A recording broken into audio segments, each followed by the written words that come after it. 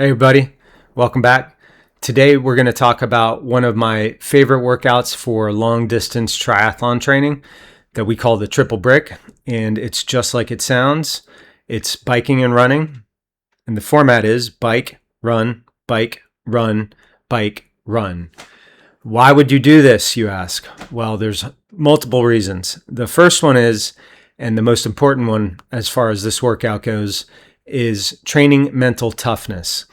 A workout like this, and I'll go over the distances in a little bit, is going to tax your mental system. You're going to have a lot of resolve to keep going on top of the pacing practice that this entails.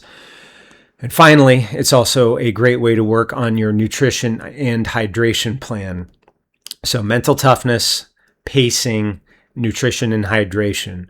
So for the long version, an Ironman version of this is going to be biking about 90 minutes and running about 30 minutes each leg, each time. So you're looking at a 6-hour total training time.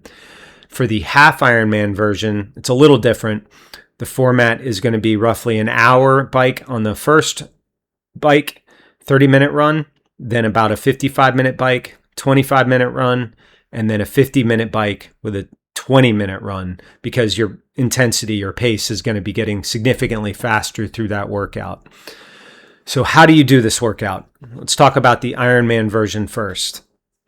If you're a newer athlete or a little on the conservative side or concerned with your fitness, that maybe this workout is already pushing your limits, your goal is going to be to just ride easy moderate and run on the easy moderate side for each round, because the length of the workout is going to be your challenge. So when we're talking about what kind of effort or pace is that, it's getting into the low mid zone 2 for biking and running, or up to your Ironman effort level. So that would be anywhere from 66% to 72% of functional threshold on the bike. And it's really going to be no higher than mid zone 2 heart rate on the run. If you have some pacing goals that you are aware of, you can apply those. But your goal is to just hold it nice and steady to get to the finish without having broken down or failed. Because again, it's a 6-hour training session, a big challenge in and of itself by just holding a steady pace. If you are a more fit, more experienced, more confident athlete, then the version that you would attempt would be the first round, both the bike and run, are going to be very much a long warm-up, up to Ironman pace, right? So up to your goal pace, not starting at, but up to your goal pace. The second round would be mostly at your Ironman goal pace. And the third round, depending on how your day is going and how fit you are, is going to be up to no stronger than or faster than half Ironman pace. So on the bike, that would be up to about a maximum of 85, 86% on the functional threshold power, 86% of that of your threshold, and no faster than your half marathon pace in the race, right? Like if you can run a 130, maybe your race pace is 135. So that kind of pace. We got to be careful with that. If you're pushing it too hard in round 2, you're going to discover that round 3 is really a grind. So pacing control, super important, especially in that long version of this workout. For the half Ironman version, round 1, again, is going to be a long warm-up. Whether or not you're a super confident athlete or just a newer athlete looking to get the distance in. Round 2, this is where we diverge a bit. Round 2, if you're a newer athlete, you're going to be going around Ironman pace. So that's going to be significantly less effort than your goal half pace. If you're a good athlete or experienced, confident, etc., then round 2 is going to be at or near goal half Ironman pace. For round 3, for my newer athletes, you're now attempting to do half Ironman pace. And my experienced athletes are going to be pushing it to Olympic distance, 10K type running. So the breakdown on the half Ironman times that are cutting down We're going about an hour on the first round, 55 minutes because your pace is increased. So roughly the same distance, and about 50 minutes on the third round because, again, your pace has increased. On the run, on the final round of the run, which is 20 minutes, you would want to do 10 minutes at whatever intensity your plan called for, and then the final 10 minutes are going to be a nice long cool down. On the Ironman version of this, I would also suggest that on the last round, the last 10 minutes of your final run are a cool down, right? So you're cooling down. You don't have to do more as a cool down after you finish your 6-hour workout. Now, some things you need to consider.